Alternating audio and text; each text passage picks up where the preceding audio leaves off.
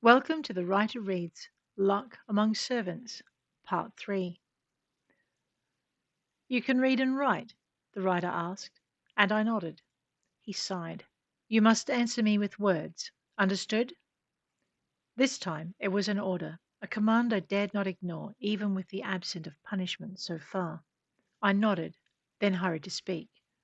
Yes, I managed, and flinched, waiting for the blow to fall for not giving him a title I did not know. He placed both his hands on the table.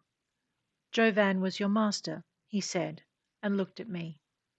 It took me a moment to realize he wanted an answer. Again, I risked the simplest reply, with no honorific. Yes. He placed his hand on the diary. Did he read this?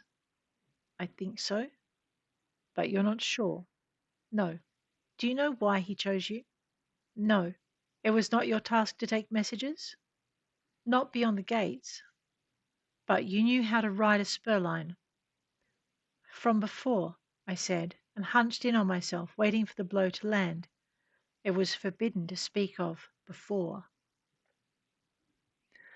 I am not going to hurt you, he said, and I whimpered, waiting for him to begin what usually followed such words. To my surprise, all that followed was an exasperated look, as though he knew what I expected. But he did not pursue it. If I said you were free to go and make a life for yourself, what would you do? He asked, and I burst into tears, barely able to hear it when he muttered, That's what I thought you'd say. He rested his head in his hands for a long moment, and then looked at me. Did you know what you were given? He asked, and I knew he meant when I'd left the master's. I shook my head. Speak! The snapped command had me startled in fright. No, master. Who were you going to meet at the Maple? I don't know. I was not told there was a note. He nodded. We found the note. He studied me for a long moment, then said, Did you know we were told of your coming? No. My mind scrambled to keep up. I had suspected our pursuers knew of us. That they had been told was a suspicion I had been planning to report. Were you aware of what you were carrying? No. A bag for someone, nothing more. Do you always open bags intended for someone else? I felt myself blushing to the roots of my hair as I responded. No. I was hoping it might be a letter with a name. Why didn't you wait until you reached the Maple? I didn't know I could. I was hoping the letter would give me a name and somewhere else to look. But you know now that it wasn't a letter, don't you? I opened my mouth to deny it, but the exchange between the spur-line lizard man and the rider returned to mind, so I nodded, following the gesture with a hasty yes when he frowned. What is Chothra? I ventured, when he didn't immediately ask another question. Poison, he said. Opening the bag in the Maple would have killed every person in the room, and some on the street outside. It sank in that this meant I too would have died, that my master had meant for me to look inside the bag in an attempt to complete his mission, and that he had meant for me to die. I felt tears well up in my eyes and wondered what I had done to earn his wrath. Hadn't I served him well? Hadn't I warned him when I'd seen the Rodanians creeping up on the mansion? I sat and stared at the man standing across the table, and it felt like my world had been torn apart. Are you my new master? I asked, and saw the horror cross his face. We don't have slaves here, he said, when the silence had stretched between us, and I burst into tears anew. Then who do I belong to? I asked. Do I return to my first master? I wondered if Jovan would take me back.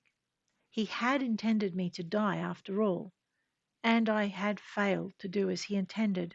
What sort of slave was I? I didn't know what to do, what to think, or what to feel, could not imagine my place in the world without an owner. And then the man spoke again. What did you mean when you wrote you had chosen to be a servant rather than a master? I stared at him. Now, what was I supposed to say in response to that? That the Rodanian had sworn me to secrecy, had threatened death if I should tell. I said what I thought might answer the question without betraying them. My mother and sister are free, I said, because I am not. Such is the balance of the world. Rodanian filth, he said, a snarl in his voice. Liars! I will destroy them all. I stared at him, horrified by his rage, but mortified by the meaning of his words. You mean they're not safe? I asked, and the look he turned to me was bleak. Tell me, he said, did they give you a choice? Enter into contract with them so your mother and sister did not have to go into slavery with you? Yes, I said, surprised because he had given me the exact words they'd used. Do you know they give everyone this choice? He asked, uh, and his face was bleaker still. No, I said. I thought they only gave it to one member of each family, and that they let the rest go free. Yes, if we increased our value by learning to read and write, if we learnt our numbers, how to ride, and other things. I could not bring myself to tell him of those other skills, and to my relief, he did not pry. If we did all that, then our families would not be needed to meet the quota. Of course, I agreed. He sat down then, as though his strength ebbed, and I felt suddenly afraid. Did they lie? I asked, and he nodded. They lied by making you believe your family would not go into slavery. What they said was that your family would not go into slavery with you. They sold them elsewhere, separately from you. Probably gave them the same choices they gave you. It's how they keep their prisoners quiet, misusing the good-hearted to keep the peace. I wanted to shout, to scream, to call him a liar and run from the room. Instead, I sat on the seat opposite him and stared, too numb to speak or move. They had lied, and, perhaps, I'd always known that. But to hear it, I cried then, weeping for my lost family, for the suffering they had faced without me, and I without them.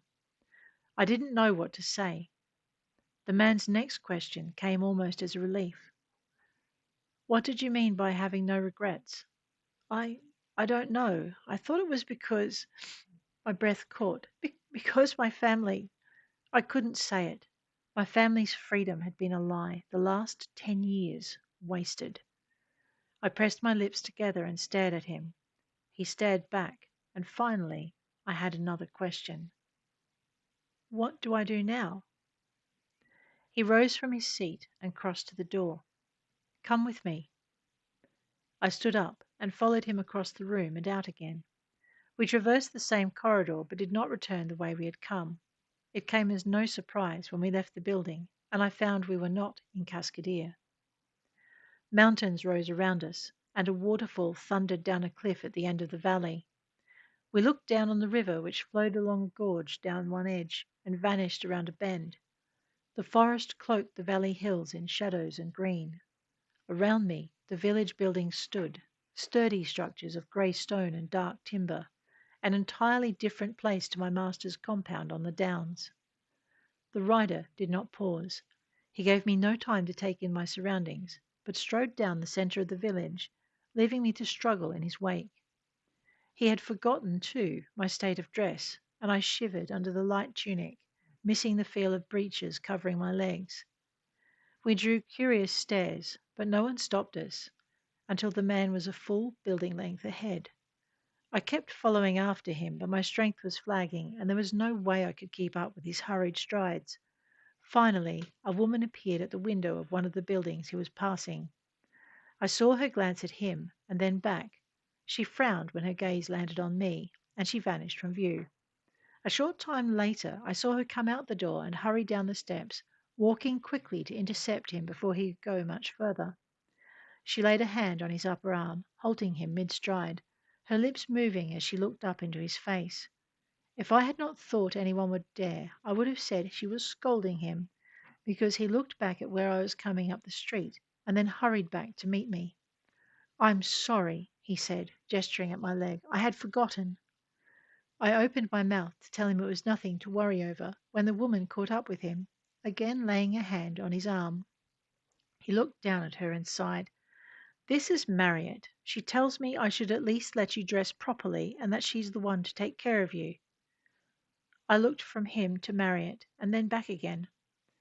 And what do you say? I asked, causing him to give a short, humorless laugh.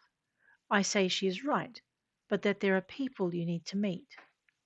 His reply seemed to infuriate the woman, and she blurted out, "Dressed like that?" He looked at me again and shrugged. "I meant quickly," he said, and she subsided. "At least let me fetch her a coat, then." "Fine," he said, "but hurry.